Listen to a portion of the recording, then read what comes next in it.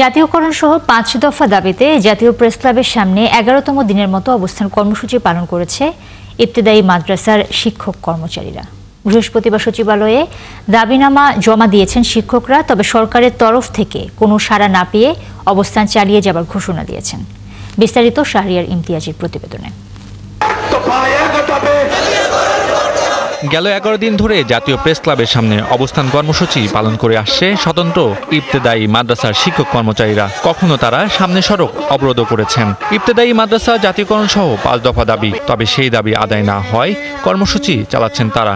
২-৩ বার ওটা আমাদেরকে দেবে দেবে বলে আমাদের সাথে প্রতারণা করেছে। যতক্ষণ পর্যন্ত আমাদের দাবি গেজেট আকারে প্রকাশ না করবে ততক্ষণ পর্যন্ত আমরা মাঠ ছাড়ব না। ইবতেদায়ী প্রতিষ্ঠানগুলো অনুদানভুক্ত এবং অনুদানবিহীন প্রত্যেকটা প্রতিষ্ঠানকে জাতীয়করণ করতে হবে। পূর্বের ঘোষিত সকল শত ইবতেদায়ী মাদ্রাসাকে জাতীয়করণ ঘোষণা বাস্তবায়ন করতে হবে। দেশে ১৬,০০০-এর মতো প্রাথমিক স্তরের সমমানের ইবতেদায়ী মাদ্রাসা আছে।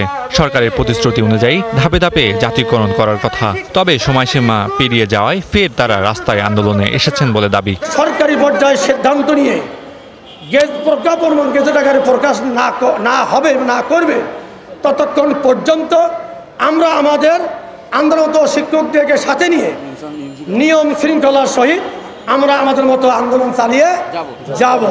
আগামী রবিবার পর্যন্ত আপাতত আন্দোলনরত শিক্ষকদের অবস্থান ধর্মঘট ব্যতীত কোনো কর্মসূচি আমরা দেব না। শিক্ষকরা বলছেন, প্রাথমিক স্কুল সরকারি করা হয়, সেখানে আমাদের বঞ্চিত করা হয়েছে। এবার এই সরকার জাতীয়করণের প্রতিশ্রুতি দিয়ে কথা রাখছে না। আন্দোলন অব্যাহত রাখার ঘোষণা শিক্ষকদের। শাহরিয়ার ইমতিয়াজ, ৭১, ঢাকা।